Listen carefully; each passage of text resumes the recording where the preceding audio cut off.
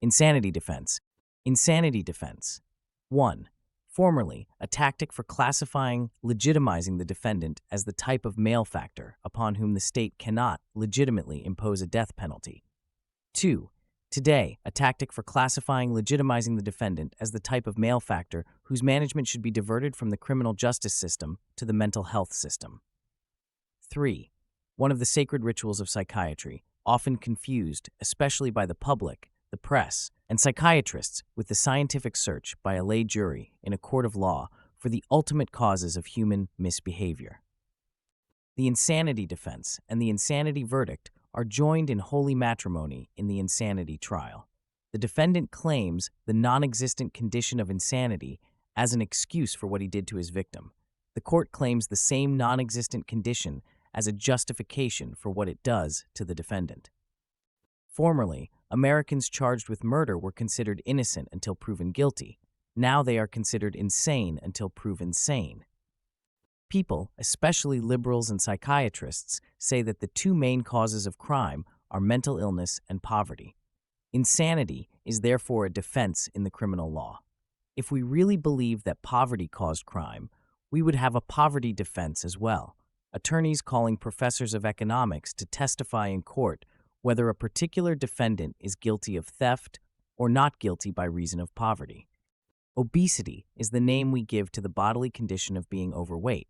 When a person overeats, he becomes, or we say he is, obese. Accordingly, it would be absurd to say that obesity causes overeating. Mutatis mutandis, schizophrenia, is the name we give to the mental condition of engaging in certain prohibited behaviors, for example, shooting a stranger for no reason. When a person behaves in such a way, he becomes, or we say he is, schizophrenic. Accordingly, it is absurd to say that schizophrenia causes a person to behave in a certain abnormal way, and hence excuses such behavior. Gastroenterologists cannot ascertain what was in another person's stomach days, weeks, or months ago, but psychiatrists can certify what was in his mind days, weeks, months, or even years ago.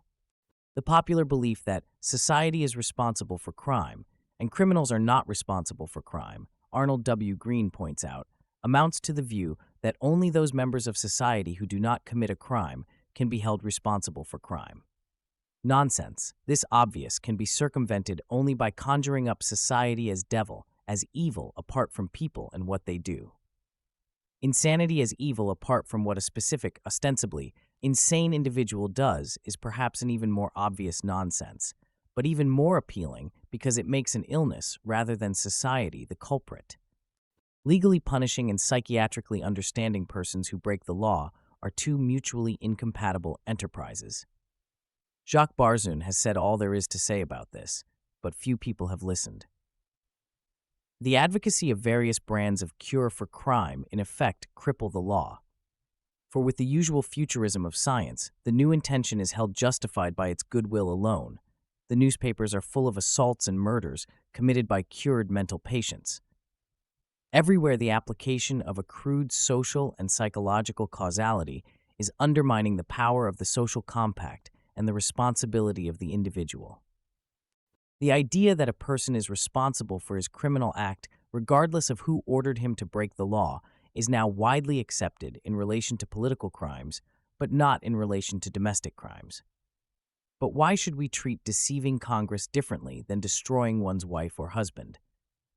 Declared the prosecutor in the trial of Oliver North. When an individual is asked a question by Congress, there are only two legitimate responses. The individual may decline to answer the question or answer it honestly. He cannot with impunity answer with a falsehood. North's alleged motivation for lying is irrelevant to the charges against him. Mutatis mutandis, I maintain that a person who believes he should kill someone has only two choices.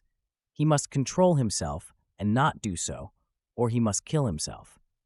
The defendant's alleged motivation for the murder, say, the claim that God commanded him to kill, should be irrelevant to the charge against him. It is self-evident that the so-called mentally ill criminal has committed a crime. What psychiatrists contend, and what most people now accept, is not that insane criminals do not commit crimes, but only that they do so from psychotic motives, exemplified by the phrase "I heard God's voice" and he told me to kill my child.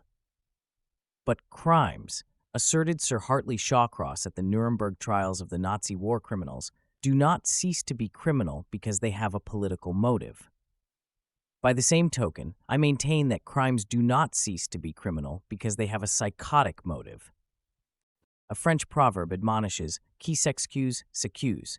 He who excuses himself, accuses himself. Similarly, he whom we excuse, we also accuse. This explains why the entire edifice of psychiatry rests so heavily on the insanity defense, which formally recognizes psychiatrists as legitimate excusers and accusers. It is the tragedy of the modem mental patient liberation movements, and a testimony to the normal selfishness of their members, that while former mental patients indignantly condemn psychiatric accusations justifying involuntary mental hospitalization, they stubbornly refuse to condemn psychiatric excuses justifying the insanity defense.